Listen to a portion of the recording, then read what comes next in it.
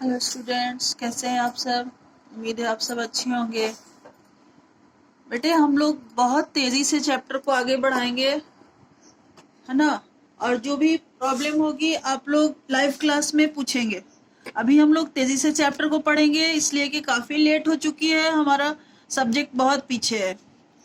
तो हम लोग जो चैप्टर पढ़ेंगे इसकी हेडिंग है भोला, है ना।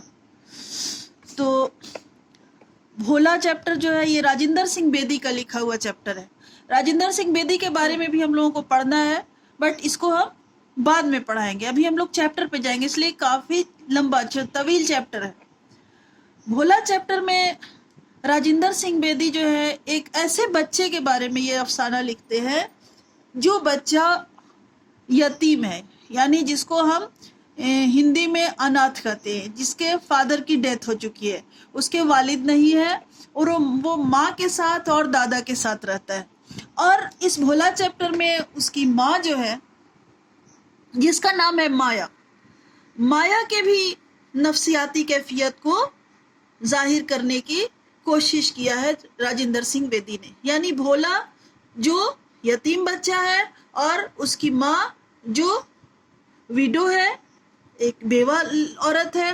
तो उस जमाने में समाज में क्या हालात होते थे और नफ्सियाती कैफियत जो साइकोलॉजिकली थिंकिंग होती है, वो साइकोलॉजिकली थिंकिंग को वो बताने की कोशिश कर रहे हैं राजेंद्र सिंह बेदी। तो शुरू करते हैं हम लोग चैप्टर भोला। मैंने माया को पत्थर के कुजे में मक्खन रखते देखा। ये मैंने कौन कर रहा है? भोला के दादा बोल रहे हैं। माया कौन है? जो उनकी बहू है, जो अपनी विडो बहू को, अपनी बेवा बहू को हमेशा खुश देखना चाहते थे और उसका बहुत ख्याल रखते थे। एक कुजे में मक्खन रखते देखा। छाछ की खटास को दूर करने के लिए माया ने कुजे में पड़े हुए मक्खन को कुएं के साफ पानी से कई बार धोया। इस तरह मक्खन जमा करने की कोई खास वजह थी। अब दादा उसके सोचते हैं कोई खास वजह है तभी ये माया मक्खन जमा कर रही है और इतनी सफाई से कुएं के पानी से बार बार बर्तन को धो के। ऐसी बात अमूमन माया के किसी अजीज की आमद का पता देती थी।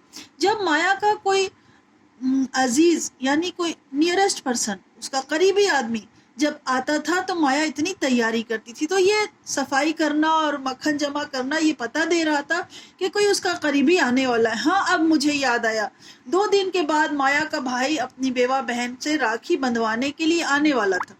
यूं तो अक्सर बहनें अपने भाइयों के यहाँ जाकर इन्हें राखी बांधती हैं, मगर माया का भाई अपनी बहन और भांजे से मिलने के लिए खुद ही आ जाया करता था और राखी बंधवा लिया करता था।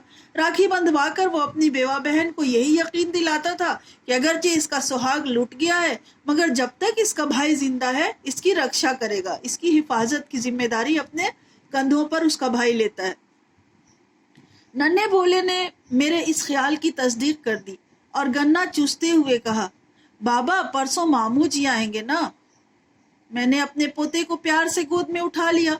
भोले का जिस्म बहुत नर्म और नाजुक था। इसकी आवाज बहुत सुरीली थी, जैसे कमल की पत्तियों की नजाकत और सफेदी, गुलाब की सुर्खी, बुलबुल की खुश इल्हानी मतलब अच्छी आवाज। बुलबुल की आवाज बहुत अच्छी लगती है, इसलिए बुलबुल की आवाज से तशबीह दिया जाता है अच्छी आवाज को। तो अगरचे भोला मेरी लंबी और घनी दाढ़ी से घबराकर अपना मुंह चूमने की इजाजत न देता था। दादा जब चाहता था भोले का मुंह चूमना तो वो दादा की घनी दाढ़ी की वजह से अपना मुंह चूमने की इजाजत नहीं देता। हमने जबरदस्ती इसके सुर्ख गालों पर प्यार मोहर शब्द कर दी।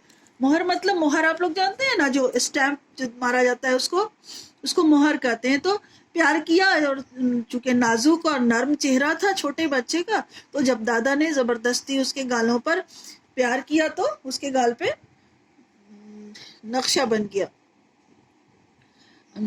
एक दाग नजर आने लगा। मैंने मुस्कुराते हुए कहा, भोले तेरे मामू जी तेरे माता जी के क्या होते हैं? भोले ने कुछ तामुल किया, यानी कुछ रुक गया। इसके बाद जवाब दिया, मामू जी। माया ने स्तुतर पढ़ना शुरू किया।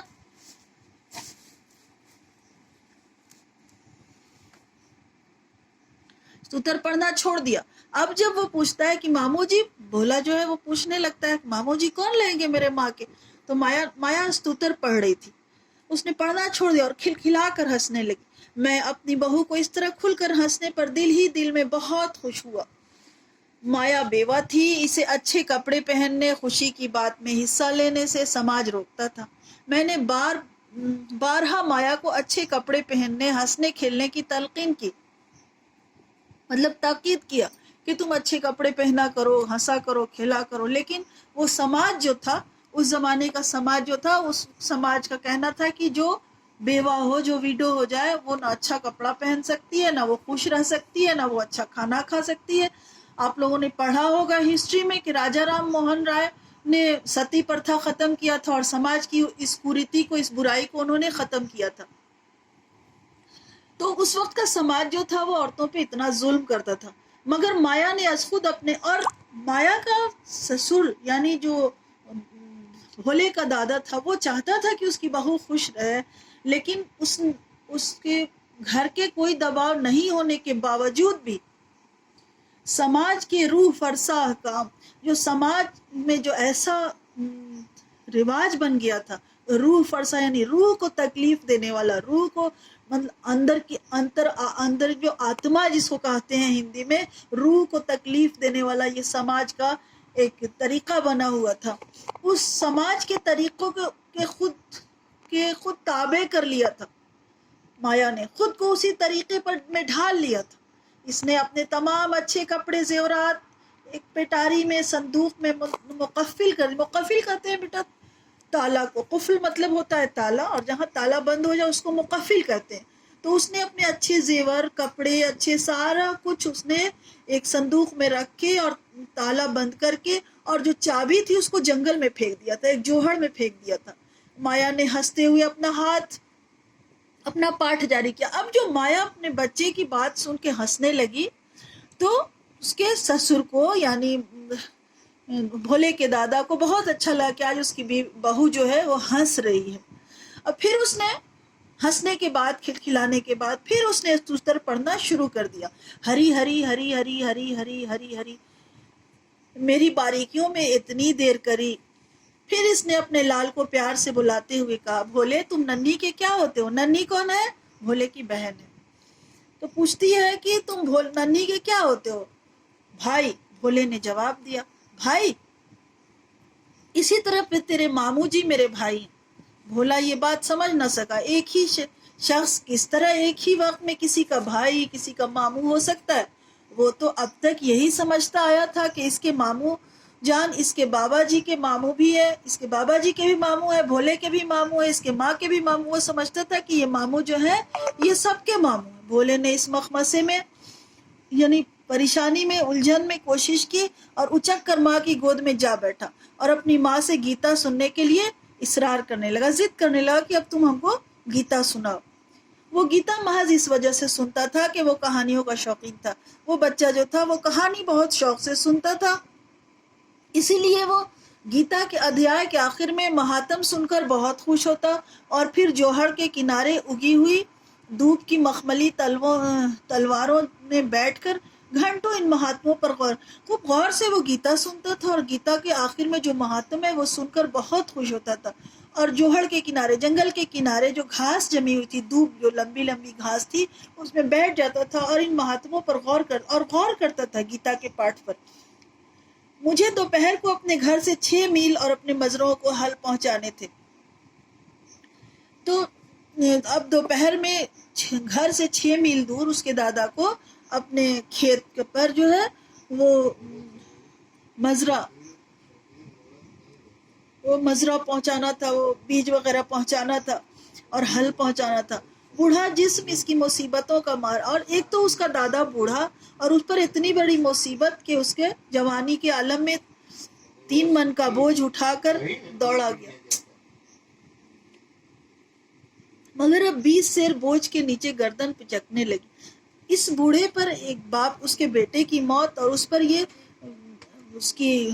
उसका यतीम पोता और उसकी बेवा बहू, ये मुसीबतों का مارا ہوا یہ بوڑھا اس بوجھ سے تھک چکا تھا، لیکن 20 سیر کا بوجھ جب اس کے گردن پہ رکھا گیا جو اناج کو لے کے جانا تھا کھیت کے کنارے 6 میل تک، تو بیٹے کی موت نے اس کی موت نے امید کو یاس میں بدل دیا تھا۔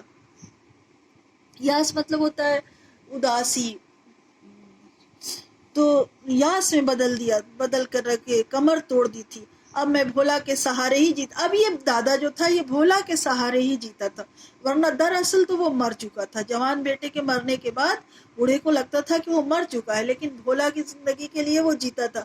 رات کو میں تھکان کی وجہ سے بستر پر لیٹتے ہی اونگنے لگا۔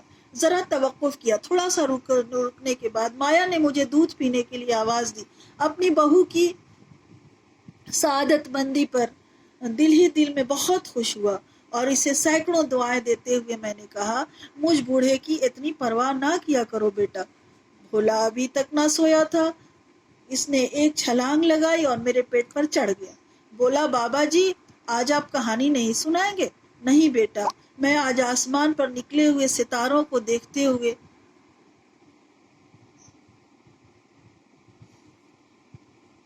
بابا جی کیا آپ کہانی نہیں سنائیں گے کیا؟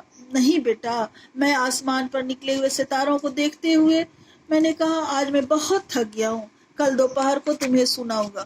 بھولے نے روٹھتے ہوئے جواب دیا، میں تمہارا بھولا نہیں بابا، میں ماتا جی کا بھولا ہوں۔ بھولا بھی جانتا تھا کہ میں نے اس کی ایسی بات کبھی برداشت نہیں کی۔ میں ہمیشہ ہی اس سے یہی سننے کا عادی تھا کہ بھولا بابا جی کا ہے اور ماتا جی کا نہیں، مگر اس دن ہلوں کو کندھوں پر اٹھا کر 6 میل تک جانے اور پیدل ہی واپس آنے کی وجہ سے میں بہت تھک گیا تھا۔ شاید میں اتنا نہ تھکتا اگر میرا نیا جوتا ایڑی کو نہ دباتا۔ اچھا، ان کے دادا جی کا جو بابا جی کا جوتا تھا وہ نیا تھا، وہ ایڑی کو دبا رہا تھا، اس لیے پیر بھی زخمی ہو رہا تھا۔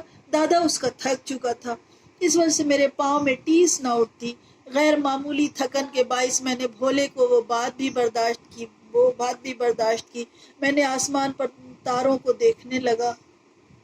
آسمان کے جنوبی گوشے میں ایک ستارہ مشعل کی طرح روشن تھا، غور سے دیکھنے پر وہ مدھیم سا ہونے لگا۔ میں اونگتے اونگتے سو گیا۔ صبح ہوتے ہی میرے دل میں خیال آیا، بھولا سوچتا ہوگا کہ کل رات بابا نے میری بات کس طرح برداشت کی۔ میں اس خیال سے لرز گیا۔ بھولے کے دل میں کہیں یہ خیال نہ آیا ہو کہ اب بابا میری پرواہ نہیں کرتا۔ شاید یہی وجہ تھی کہ صبح کے وقت اس نے میری گود میں آنے سے انکار کر دیا اور بولا، میں نہیں آؤں گا تیرے پاس بابا۔ کیوں بھولے؟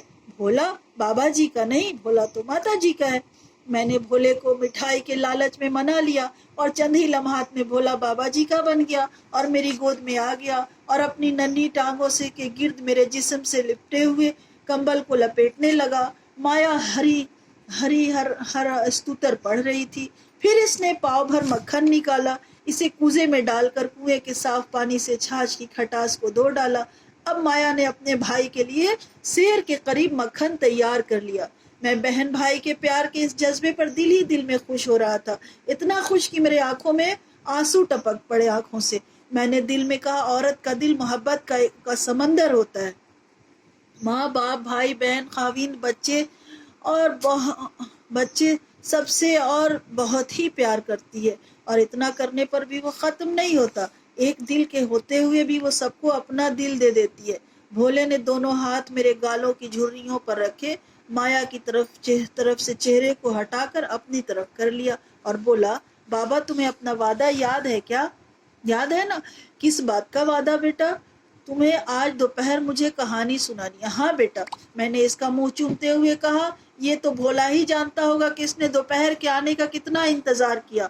بھولے کو اس بات کا علم تھا کہ بابا جی کے کہانی سنانے کا۔ ہاں ٹھیک ہے بچوں، اب ہم لوگ لائیو کلاس میں پڑھیں گے، آج کے لیے بس اتنا ہی، ٹھیک ہے؟ Okay bye.